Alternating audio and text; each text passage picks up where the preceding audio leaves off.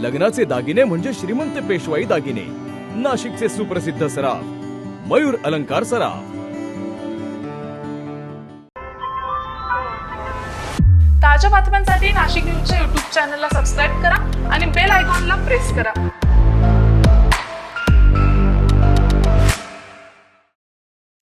सप्तशृंग गडावर दर्शन घेऊन घरी परतणाऱ्या पिंपळगाव बसवंत येथील भाविकांची इनोव्हा कार चालकाचे नियंत्रण सुटल्याने पिकनिक पॉईंटपासून अर्धा किलोमीटर अंतरावर सुमारे 600 ते 800 फूट खोल दरीत कोसळल्याने झालेल्या भीषण अपघातात एकाच कुटुंबातील 6 जणांचा दुर्दैवी मृत्यू झाल्याची घटना काल रविवारी सायंकाळच्या 5च्या सुमारास घडली। अपघातानंतर तातडीने मदतकार्य हाती घेण्यात आले। रात्रीच्या अंधारात मदतकार्य करण्यात आपत्ती व्यवस्थापनाच्या पथकाला अडचणींचा सामना करावा लागला।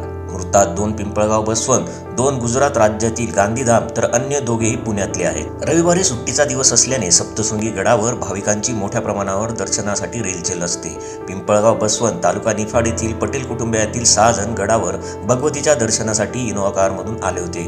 दर्शन घेऊन ते परतत असताना सायंकाळी 5च्या सुमारास पिकनिक पॉईंटपासून अर्धा किलोमीटर अंतरावर इनोव्हा कारवरील चालकाचे नियंत्रण सुटले आणि कार थेट घाटातील संरक्षक कठड्यात तोडून बाजूला असलेल्या खोल दरीत सुमारे 600 ते 800 फूट खाली कोसळली। ही घटना घाट रस्त्यावरून ये जा करणाऱ्या व्यवस्थापनाच्या कर्मचाऱ्यांना आणि भाविकांनी पाहिली आणि तातडीने काही वाहन चालकांनी त्यांची खबर पोलिसांना कळवली। त्यानंतर घटनास्थळी तातडीने पोलिसांसह आपत्ती व्यवस्थापनाचे पथक मदत कार्यासाठी दाखल झाले। आपत्ती पथकाने दरीत कोसळलेल्या कारपर्यंत पोहोचत मृतदेह बाहेर काढले।